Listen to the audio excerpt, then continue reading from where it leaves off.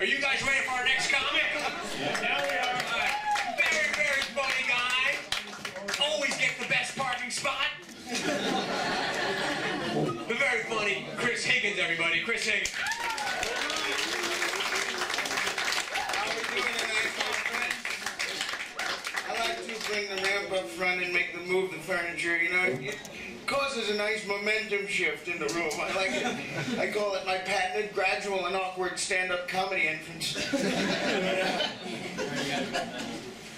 So like most of you, I've made a few, I don't know if you could call them New Year's resolutions. I guess they're more of general resolutions about life.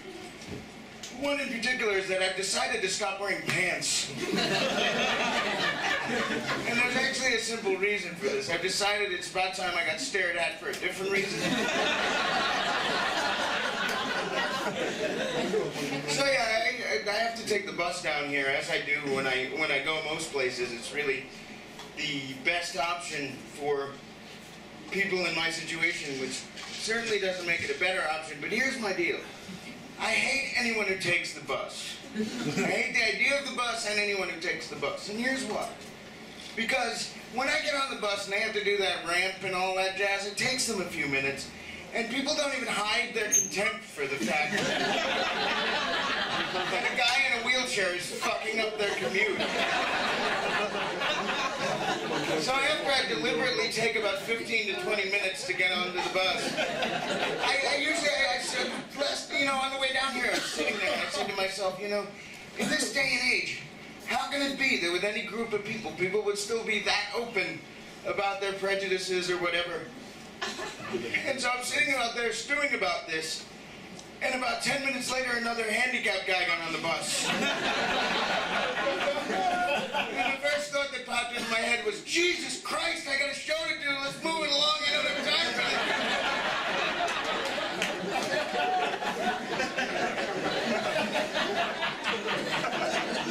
You know, although technology has, like all of you, has made my life better in some ways, a lot of people talk about how much better the world is getting because there's more technology, or the technology is more green or whatever, and really the problem for the disabled is sometimes this has the opposite effect.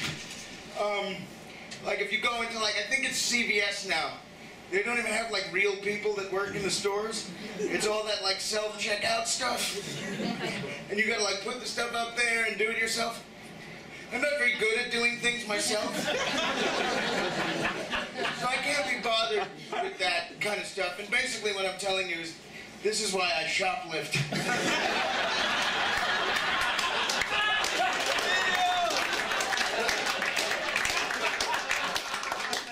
The added bonus is that, and I don't ever get caught because I don't think anyone would say anything.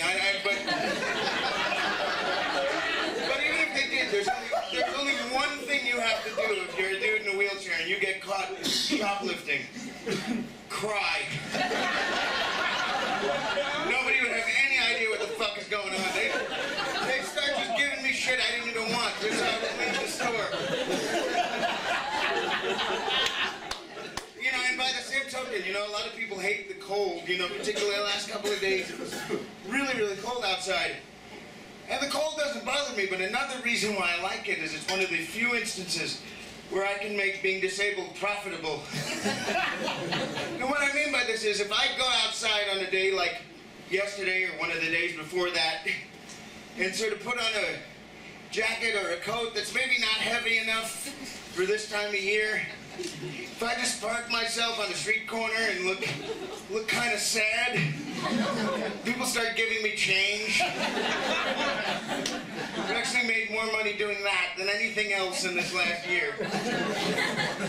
I live on Central Park West, and I live by, I finance my lifestyle by panhandling in front of the building in which I live.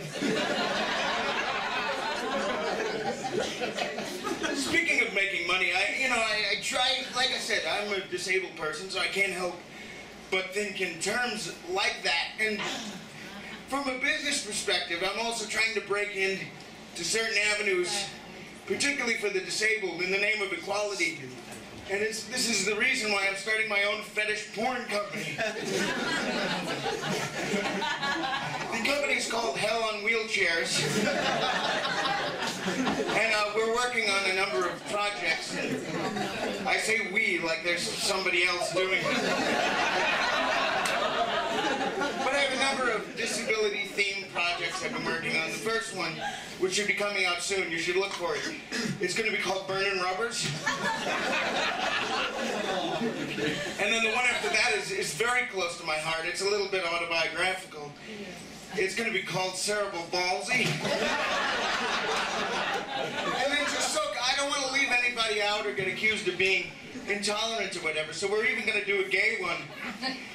And I'm going to call it Broke Neck Mountain. Yes, that's a capitalized gay joke. I dedicate that to Heath Ledger. Speaking of actors, you want to see an impression I've been working on? Totally cool.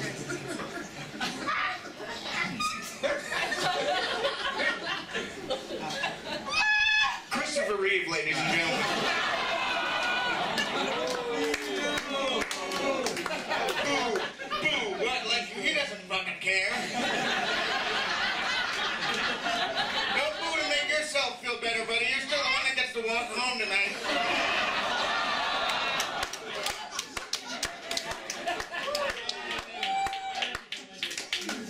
But, you know, it's what you gotta do.